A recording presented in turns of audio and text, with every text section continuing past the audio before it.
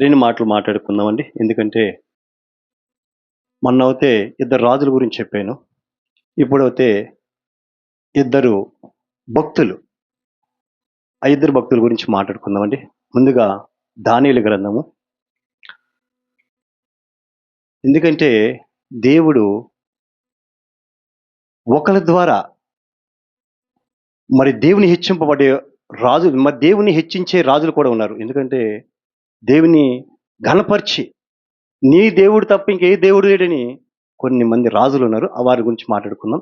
దానియేలు గ్రంథము 46 రెండో అధ్యాయము 46 వచనం చదువుకుందామండి. ఇక్కడ రాజు నెబుకద్నెజరు చెప్తాడు. అంతటి రాజుకు నెబుకద్నెజరు దానియేలుకు సాష్టాంగ నమస్కారం చేసి అతను పూజించి నైవేద్య ధూపములు అతనికి సమర్పింప ఆజ్ఞాపించింది. మరియు రాజు ఈ మర్మములను బయలుపరచుటకు నీవు సమర్థుడివైతివే. నీ దేవుడు దేవతలకు దేవుడును రాజులకు ప్రభువును మర్మములు బయలుపరచు వాడునై ఉన్నాడని దానియేలుకు ప్రత్యుత్తరం ఇచ్చెను. ఇక్కడ జరుగుతుంది చూడండి. ఇక్కడ ఒక రాజు గారికి ఒక భక్తుడికి జరుగుతున్న సంభాషణ. ఇక్కడ ఎందుకంటే ఇంకో మాట ఏంటంటే, ఇక్కడ ఒక కళ వచ్చిందంటే కళకి భావం చెప్పాలి. అక్కడ ఎవరు మరి మాంత్రికులు కానీ మరి అనేక రకాల మరి మాంత్రికులు ఉన్నప్పటికీ కూడా ఆ కాల భావం చెప్పలేకపోయారు. ఒక శాసనం తీసుకొచ్చాడు ఆయన. ఏ శాసనం అంటే, ఈ ఈ కళను మీరు చెప్పకపోతే మిమ్మల్ని అందరినీ కూడా వధిస్తాను, మీ కుటుంబాలు కూడా వధిస్తానని అందరికి భయపెట్టి చేసేటప్పటికి దానియేలు గారికి మాట వినగా మరి దానియేలు ఆ సంస్థానంలోకి వచ్చి మరి ఈ కళకు భావం చెప్పాలని కనుక నాకు 2 రోజులు కొద్ది రోజులు టైం ఇవ్వమని ఆ రాజుగారిని అడగడం జరిగింది. జరిగిన తర్వాత ఆ కళభావం మరి ఈ దానియేలు గారు చెప్పారు. చెప్పినప్పుడు ఇక్కడ దేవుని మహింపరుస్తున్నారు. ఏ విధంగా మహింపరుస్తున్నకో ఇక్కడ మరో చర్చ చదువుకుందాం చూడండి. అంతట రాజుకు నెబుకద్నెజరు. చూడండి, ఆ రాజు ఏ రాజు? అసలు నెబుకద్నెజరు అంటే మామూలు వ్యక్తి కాదండి. అసలు అనేక దేశాలు మరి జయించిన వ్యక్తి, అనేక రాజ్యాలను జయించిన వ్యక్తి.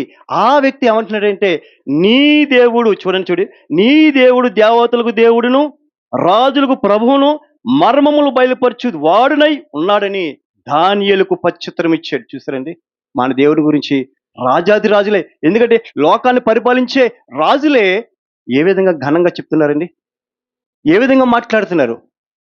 అవును, ఎందుకంటే మన దేవుడు ఆశ్చర్యకార్యాలు చేసే దేవుడు, మన దేవుడు మహత్కార్యాలు జరిగించే దేవుడు. ఎందుకంటే ఆ కలభావం ఎవరు చెప్పలేరు, కానీ దానియేలు ఒక్కరే చెప్పగలరు. ఆ దానియేలు కూడా ఎక్కడి నుంచి వచ్చారంటే ఇశ్రాయేలు దేశం నుంచి తోడుకుని వచ్చారు. షడ్రక్ మెషక్ అబేద్నెగోలను వీళ్ళు తోడుకుని వచ్చినప్పుడు ఈ దానియేలు ముఖ్యుడు అనమాట. ఈ దానియేలు పెద్దవాడు, అందులో ఉన్న వాళ్ళందరికీ పెద్దవాడు. ఎప్పుడైతే ఈ కలభావం చెప్పాడో రాజు ఏం చేశారంటే, ఒకసారి చూడండి 3వ అధ్యాయము 28, 29 చూడండి ఒకసారి. 3వ అధ్యాయము 28, 29. నెబుకద్నెజరు షడ్రకు మెషకు అబేద్నెగోయును వీరి దేవుడు పూజార్హుడు. ఆయన తన దూత నంపి తన ఆశ్రయించిన దాసులను రక్షించెను. వారు తమ దేవునికి కాక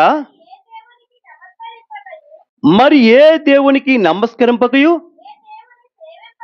ఏ దేవుని సేవింపకయు ఉందుమని తమ దేహములను అప్పగించి రాజు యొక్క ఆజ్ఞను వ్యర్థపరిచింది. 29 కూడా. కాగా నేనొక శాసనము నియమించుచున్నాను, ఏదనగా ఈ విధముగా రక్షించుటకు సమర్థుడకు దేవుడు గాక మరి ఏ దేవుడును లేడు. కాగా ఏ జనుల్లో గాని రాష్ట్రములోనే గాని ఏ భాష మాట్లాడేవారిలో గాని షడ్రకు మెషకు అబేద్నెగోల వారు దేవుని ఎవడు దూషించినో వాని తుత్తినీలుగా చేయబడును, వాని ఇల్లు ఎప్పుడును పెంట గొప్పగా ఉండవలెను. ఇక్కడ చూడండి, ఒక రాజు దానియేలు చెప్పిన తర్వాత దానియేలు దేవుడు గొప్ప దేవుడు, దానియేలు దేవుడు గొప్ప దేవుడు, దానియేలు దేవుడు గొప్ప దేవుడు అని ఈ రాజే సాటి చెప్తున్నాడు. ఈ రాజే పెద్ద గొప్ప సాక్షి చెప్తున్నాడు. ఈ రాజే దేవుణ్ణి పూజిస్తున్నాడు. ఇక్కడ ఒక శాసనం కూడా తీసుకొచ్చేస్తారండి ఆ రాజు. ఏ శాసనం అంటే మరి దానియేలు నమ్మిన దేవుడు గొప్ప దేవుడు, ఊరూరా రాష్ట్రం అంతటా కూడా మనం అందరం కూడా మరి ఆయన్నే పూజించాలి, ఆయన్నే మనం గణపరచాలి అని ఒక శాసనం కూడా దేవుడు తీసుకొచ్చి ఆ రాజు ద్వారా దేవుని గణపరిచినట్టు మనం చూస్తున్నాం. ఎంత గొప్ప దేవుడు. అలాగే మరి ఇంకోటి చూద్దామండి. దానియేలు 3:16 నుంచి ఇప్పుడు 16, 17. షడ్రకు మెషకు అబేద్నెగోయు రాజుతో ఇలాగ చెప్పారు, నెబుకద్నెజరు ఇందు గురించి నీకు పశ్చాత్తరం ఇయ్యవలెనని చింత మాకు లేదు. మేము సేవించుచున్న దేవుడు మండుచున్న వేడిమి గల ఈ అగ్నిగుండముల నుండి మమ్మును తప్పించి రక్షించుటకు సమర్థుడు, మరియు నీ వశమున పడకుండా ఆయన మమ్మను రక్షించడు. ఇక్కడ చూడండి, ఇక్కడ కూడా మరి దేవుడు గొప్ప కార్యం చేశాడు. ఎలాగంటే ఇగో ప్రతిమకి మీరు మొక్కాలి, ఈ ప్రతిమకి మొక్కపోతే మిమ్మల్ని అగ్నిగుండం వేస్తాను, 7 అంతలు చేసే అగ్ని మిమ్మల్ని అందరినీ కూడా దాంట్లో వేస్తున్నప్పుడు మాకు చింత లేదు ప్రభువా. ఎందుకంటే రాజా మాకు చింత లేదు, మాకు భయంగా లేదు.